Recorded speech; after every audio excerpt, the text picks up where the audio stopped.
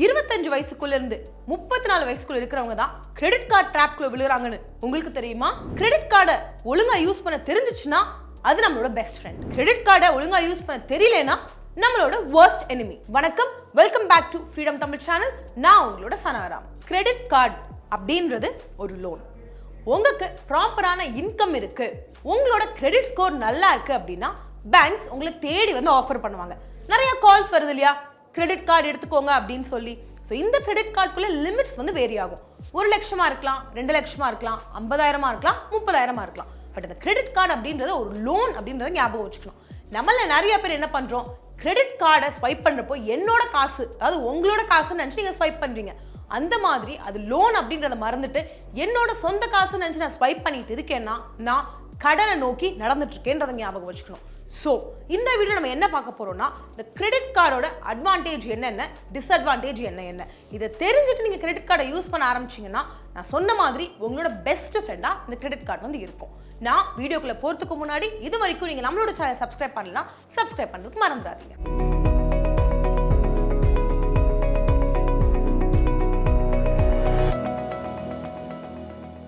First நம்ம advantages என்னன்றதை பார்க்கலாம். Number 1, easy credit facility. நம்ம கிட்ட ஒரு கிரெடிட் கார்டு இருக்குன்னா, இப்போ உங்க ஃபோன் உடஞ்சு போயிடுச்சுன்னா கூட இமீடியட்லி ஒரு ஃபோன் தேவையா இருக்கும். என்ன பண்ணலாம், கிரெடிட் கார்டை ஸ்வைப் பண்ணி கடையில இருந்து வாங்கிக்கலாம். இல்லையா ஃப்ளிப்கார்ட், அமேசான் அப்படின்னு ஆன்லைன் பிளாட்ஃபார்ம்ஸ் யூஸ் பண்ணி கிரெடிட் கார்டு நம்பர் போட்டு வாங்கிக்கலாம். ஸோ இங்க நமக்கு அந்த டைம் கன்சூமிங் அப்படின்னு ஒரு விஷயம் வந்து கிடையாது. நம்ம ஃபிங்கர் டிப்ல கிரெடிட் வந்து அவைலபிளா இருக்கு. But at the same time personal loan அப்படின்னு போயிட்டோம்னா அங்கே நமக்கு டைம் கன்சூமிங்காக இருக்கும். பேங்க்குக்கு போகணும், பார்க்கணும், டாக்குமெண்டேஷன்லாம் கொடுக்கணும், அதுக்கப்புறம் வாங்கணும். அது மட்டும் இல்லாமல் ப்ராசஸிங் ஃபீ வந்து இருக்கும். இன்ட்ரெஸ்ட் நெக்ஸ்ட் மந்த்லேருந்து சார்ஜ் பண்ணுவாங்க. இன்ட்ரெஸ்ட் அப்படின்னு சொல்கிறப்போ அதுதான் நம்மளோட செகண்ட் அட்வான்டேஜ். அது என்ன அப்படின்னு பார்த்தோம்னா, நாம அந்த அவுட்ஸ்டாண்டிங் அமௌண்ட்டை டைம்குள்ளே பே பண்ணிட்டோம்னா நம்ம பே பண்ணுற இன்ட்ரெஸ்ட் 0, அதாவது 0 இன்ட்ரெஸ்ட் அப்படின்றத ஞாபகம் வச்சுக்கணும். அதாவது நீங்கள் வந்து ஃபோன் ஒரு 40,000 வாங்குறீங்க, 40,000 நீங்க ஸ்வைப் பண்ணியாச்சு, உங்களோட அவுட்ஸ்டாண்டிங் அமௌண்ட் 40,000. ஆனா நீங்க வந்து அந்த பில் ஜெனரேட் ஆனதுக்கு அப்புறம் பாத்தீங்கன்னா அவுட்ஸ்டாண்டிங் அமௌண்ட் அப்படின்னு இருக்கும், மினிமம் அமௌண்ட்னு இருக்கும். நீங்க மினிமம் அமௌண்ட் டியூ பே பண்ணீங்கன்னா நீங்க ஆக்சுவலி இன்ட்ரெஸ்ட் பே பண்ணிட்டு இருக்கீங்க. உங்களோட அந்த அவுட்ஸ்டாண்டிங் அமௌண்ட், அதாவது நீங்க ஸ்வைப் பண்ணீங்க அந்த 40,000, அது வந்து குறையாது. பட் நீங்க அவங்க சொல்ற அந்த டைம்குள்ள, அதாவது உங்களுக்கு இந்த பக்கம் 30, அந்த பக்கம் 15, 45 டேஸ் இன்ட்ரெஸ்ட் ஃப்ரீ பீரியட் வந்து இருக்கும். இதுக்குள்ள நீங்க வந்துட்டு நீங்க ஸ்வைப் பண்ண அந்த 40,000 பே பண்ணிட்டீங்கன்னா நீங்க இன்ட்ரெஸ்டே பே பண்ணலைங்க. நீங்க ஃபுல்லா பே பண்றது என்ன அப்படின்னு பார்த்தோம்னா நீங்க ஸ்வைப் பண்ண அதே அமௌண்ட் தான். இதுதான் நம்மளோட செகண்ட் அட்வான்டேஜ். அது என்ன அப்படின்னு பார்த்தோம்னா 0 இன்ட்ரெஸ்ட். நீங்க வந்துட்டு யூஸ் பண்ணிட்டு நீங்க ஸ்வைப் பண்ண அமௌண்ட் வந்து பே பண்ணலாம். பட் நான் சொன்ன மாதிரி ஃபுல் அமௌண்ட்டையும் பே பண்ணணும், அவங்க சொல்ற அந்த டைம்குள்ளேயும் வந்து பே பண்ணிடணும். மூணாவது என்ன அப்படின்னு பார்த்தோம்னா லைன் ஆஃப் கிரெடிட். அதாவது நமக்கு லைஃப்ல எசென்ஷியல் லோன்ஸ் அப்படின்னு சொல்லி ஒரு சில லோன்ஸ் வந்து எடுக்கப்படணும். அது என்னென்ன அப்படின்னு பார்த்தோம்னா ஹவுஸ் லோனா இருக்கலாம், கார் லோனா இருக்கலாம். நம்மள எல்லாத்துக்குமே வந்துட்டு ஃபுல் அமௌண்ட் கொடுத்து ஒரு வீடு வாங்குறதோ கார் வாங்குறதோ நடக்கக்கூடிய ஒரு விஷயமா வந்து இருக்காது. இந்த லோன் எடுக்கிறதுக்கு கொடுக்குற அந்த ப்ரொவைடர்ஸ், அந்த லெண்டர்ஸ் என்ன செக் பண்ணுவாங்க, நம்மளோட கிரெடிட் ஸ்கோர். ஸோ இன்கேஸ் உங்களோட கிரெடிட் ஸ்கோர் அடி வாங்கியிருக்குன்னா கிரெடிட் கார்டை யூஸ் பண்ணி உங்களோட கிரெடிட் ஸ்கோரை இன்க்ரீஸ் பண்ணலாம். எப்படி?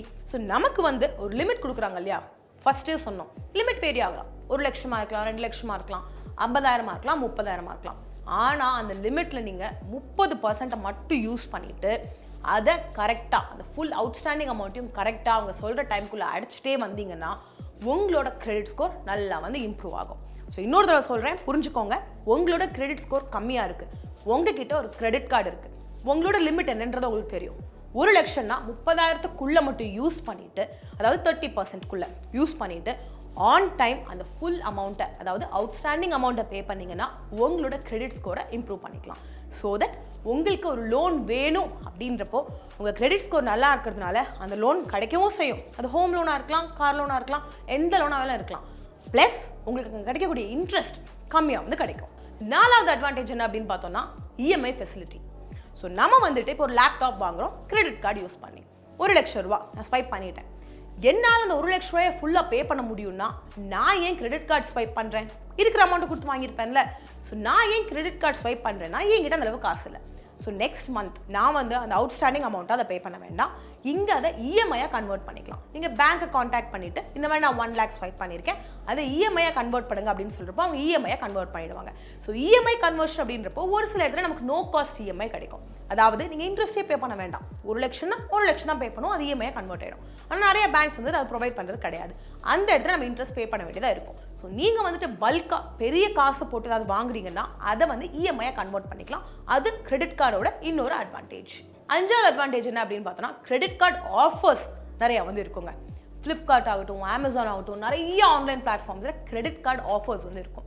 ஃபார் எக்ஸாம்பிள் சொல்லணும் அப்படின்னா, ஐசிஐசிஐ யூஸ் பண்ணிங்கன்னா உங்களுக்கு 3000 ரூபா ஃப்ளாட் டிஸ்கவுண்ட், எஸ்பிஐ யூஸ் பண்ணிங்கன்னா உங்களுக்கு 2000 ரூபா ஃப்ளாட் டிஸ்கவுண்ட் அப்படின்னு சொல்லுவாங்க. ஸோ இது நமக்கு கிரெடிட் கார்ட்லேருந்து கிடைக்கக்கூடிய ஒரு சில அட்வான்டேஜஸ்.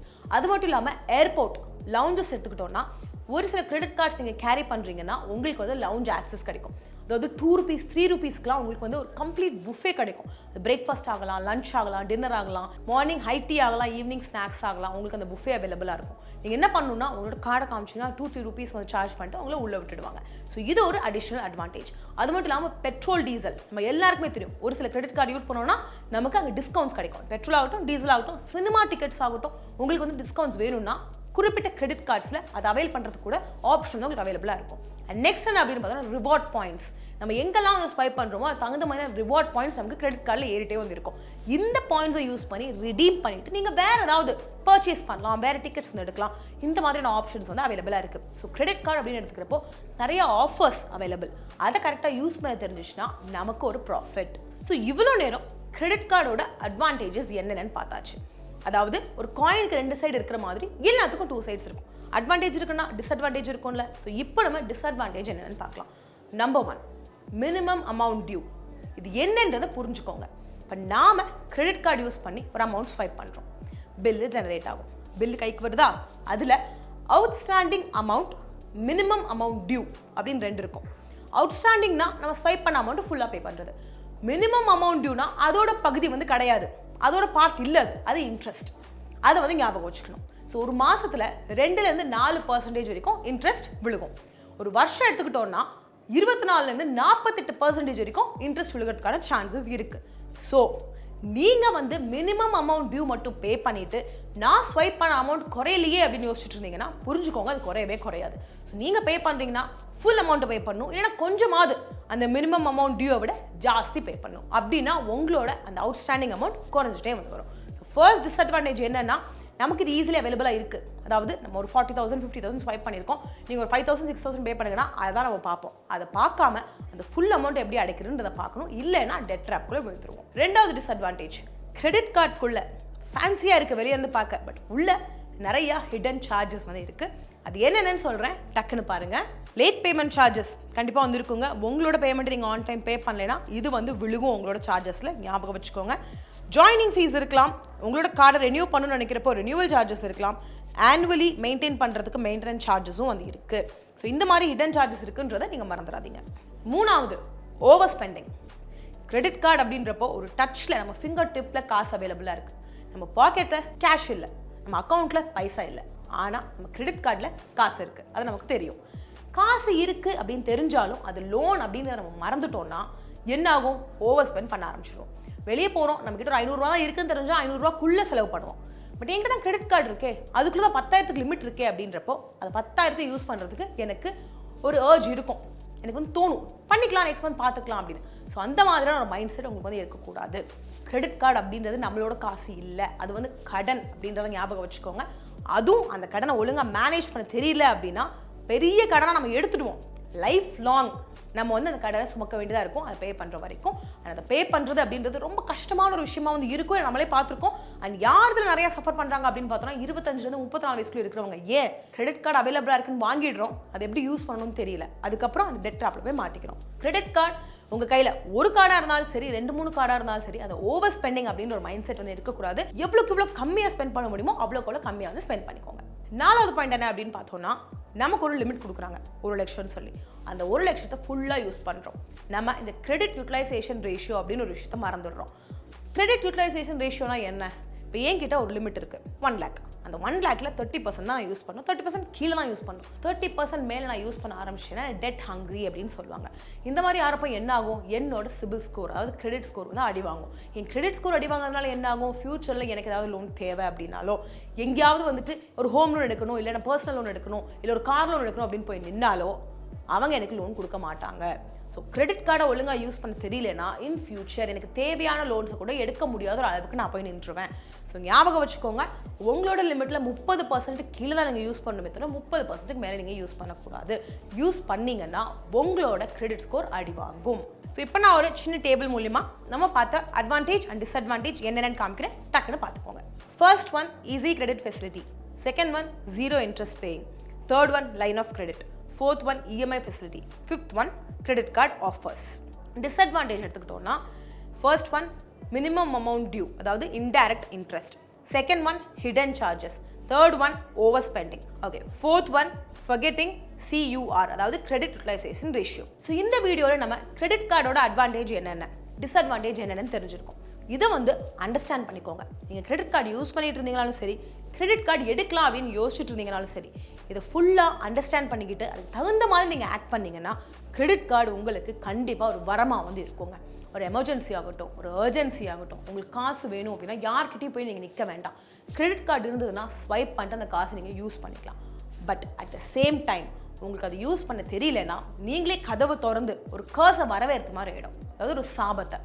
நமக்கு அது தேவையில்லை. ஏன்னா நம்ம நிறைய பேர் ஃபினான்ஷியல் ட்ராப்ஸில் மாட்டிட்டு முதலே தவிச்சிட்டு இருக்கோம். இல்லை கிரெடிட் கார்டு அப்படின்னு ஒரு விஷயத்தை சும்மா ஒரு ப்ரைடுக்காகவோ ஒரு ஸ்டேட்டஸ்க்காகவோ எடுத்துட்டு அதை யூஸ் பண்ண தெரியாமல் கஷ்டப்படுறதை விட அதை எடுக்காமல் இருக்கிறதே நல்லது. பட் நான் சொன்ன மாதிரி அந்த கார்டை ஒழுங்காக யூஸ் பண்ண தெரிஞ்சதுன்னா இதை விட ஒரு பெஸ்ட் உங்களுக்கு எதுவுமே அந்த லைஃப்பில் இருக்காது. ஸோ இந்த வீடியோவில் உங்களுக்கு ஒரு சில பாயிண்ட்ஸ் நல்லா புரிஞ்சிருக்கும்னு நான் நம்புறேன். இதை விட ஜாஸ்தியாக உங்களுக்கு கிரெடிட் கார்டு பற்றி தெரிஞ்சுக்கணும், இன்டெப்த்தான நாலேஜ் வேணும் அப்படின்னு நினச்சிங்கன்னா நீங்கள் நம்மளோட ஃப்ரீடம் ஆப்பை இன்ஸ்டால் பண்ணி உங்கள் பேரை வந்து ரெஜிஸ்டர் பண்ணிக்கோங்க. உள்ள பர்சனல் ஃபினான்ஸ்க்குள்ள கிரெடிட் கார்டு பற்றின கம்ப்ளீட் கோர்ஸ் வந்து அவைலபிளாக இருக்குது. ஏலேருந்து ஜி வரைக்கும் எல்லாமே வந்து உங்களுக்கு சொல்லி கொடுத்துருக்கோம். ஆனால் நீங்கள் என்ன பண்ண வேண்டியதுன்னா அந்த கோர்ஸை கம்ப்ளீட்டாக பார்க்கணும். பட் கிரெடிட் கார்டு மட்டும் தான் ஃப்ரீடம் ஆப்பில் அவைலபிளாக இருக்கானா கண்டிப்பாக கிடையாது. பர்சனல் ஃபினான்ஸ் கீழே அவ்வளோ கோர்சஸ் அவைலபிளாக இருக்குது. ஃபார்மிங் பிஸ்னஸ் அப்படின்னு சொல்லி எல்லாத்தையும் சேர்க்குறப்போ 1000க்கும் மேற்பட்ட கோர்சஸ் அவைலபிளாக இருக்குது.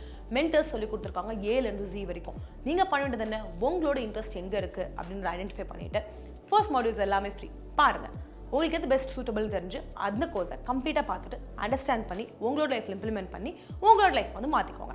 அண்ட் ப்ளஸ் இந்த வீடியோ உங்களுக்கு பிடிச்சிருந்துச்சுன்னா ஒரு தம்ஸ் அப் கொடுங்க. மற்றவங்களுக்கு பெனிஃபிஷியலாக இருக்கும்னு நினச்சினா கண்டிப்பாக ஷேர் பண்ணுங்கள். அண்ட் இது வரைக்கும் நம்மளோட சேனல் நீங்கள் சப்ஸ்கிரைப் பண்ணலாம், சப்ஸ்கிரைப் பண்ணுறதுக்கு மறந்துடாதீங்க. அண்ட் வித் திஸ் பாயிண்ட் நான் இந்த வீடியோ முடிக்கிறேன். அடுத்த வீடியோவும் பார்க்கலாம். அது வரைக்கும் நீங்கள் நல்லா பார்த்துக்கோங்க. நன்றி, வணக்கம்.